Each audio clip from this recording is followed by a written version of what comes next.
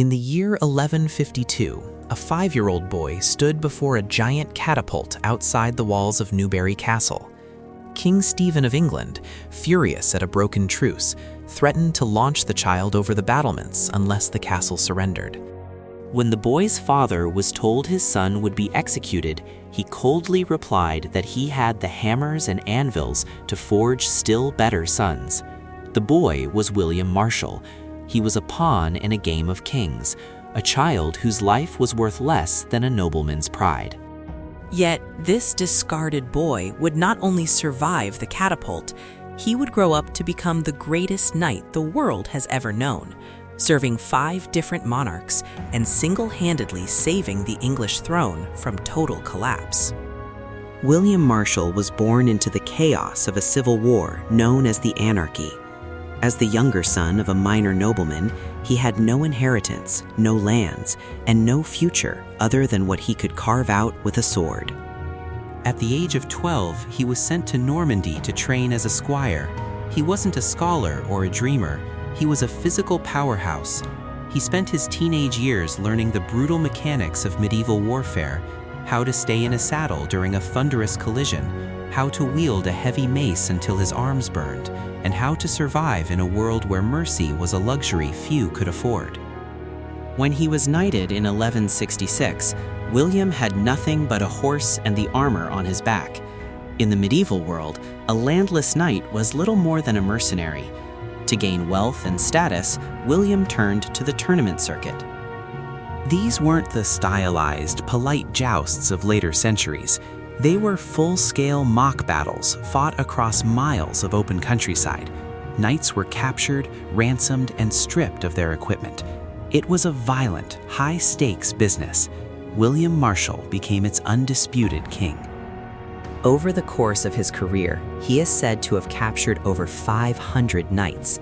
He became so famous and so formidable that his name alone was enough to make opponents surrender.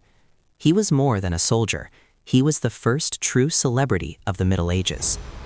But William wanted more than tournament gold. His path to power truly began when he entered the service of the royal family. While escorting Queen Eleanor of Aquitaine, her party was ambushed by rebels.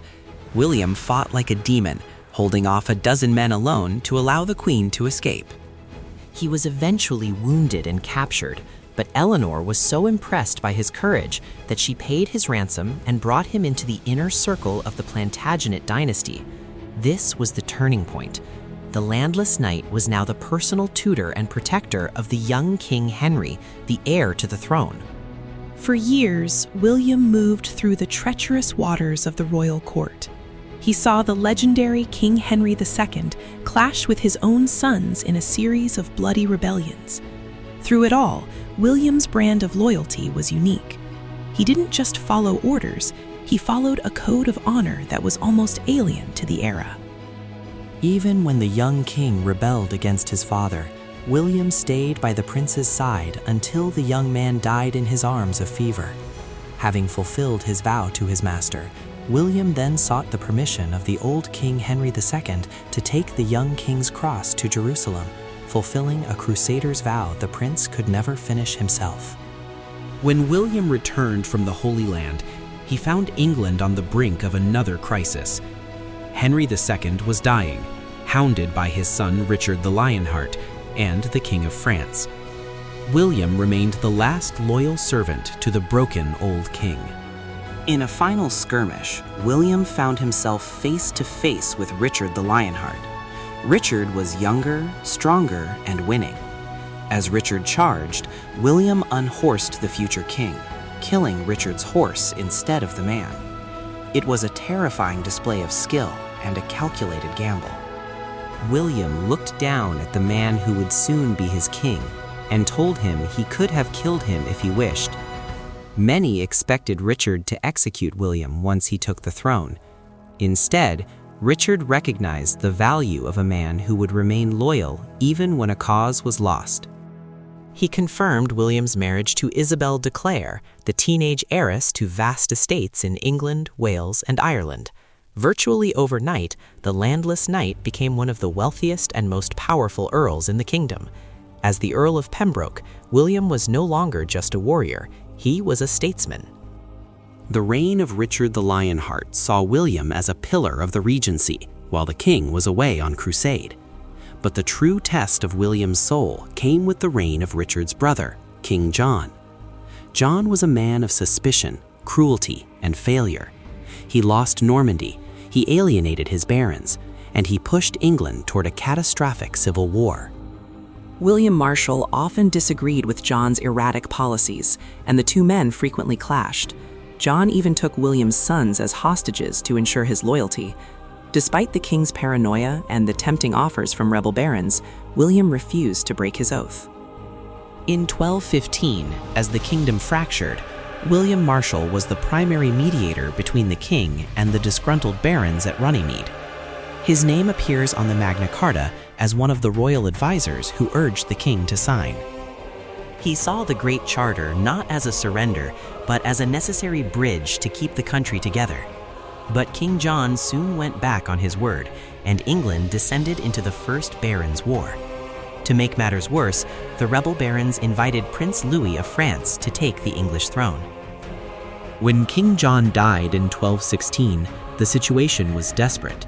A foreign prince occupied London, most of the barons had defected, and the heir to the throne, Henry III, was a mere 9-year-old boy. The Plantagenet dynasty was minutes away from being erased from history. On his deathbed, John did the only sensible thing he ever did. He committed his young son to the care of William Marshal.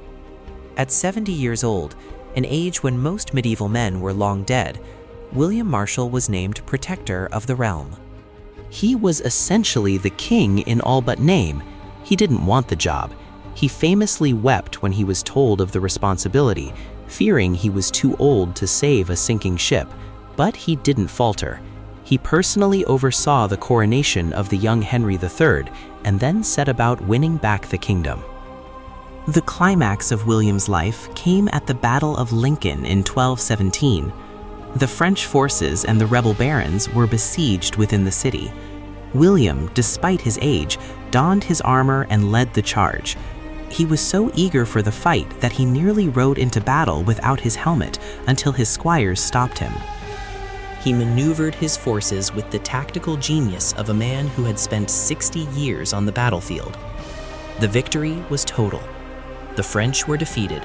Prince Louis was forced to renounce his claim to the throne, and the rebel barons were brought back into the fold.